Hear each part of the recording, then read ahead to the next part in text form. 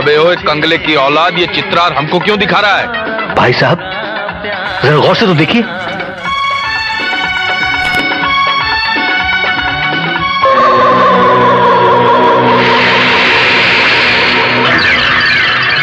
सपना? इस लड़के ने सपना को अपने इश्क में फांस लिया सरकार।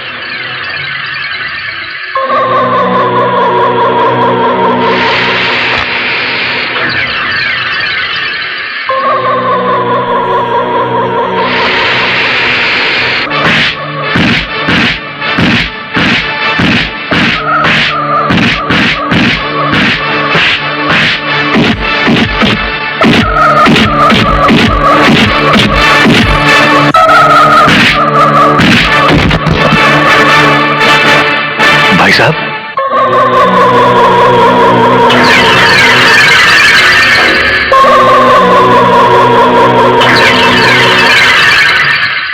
लड़का नहीं जानता कि किस चक्रव्यूह में घुस रहा।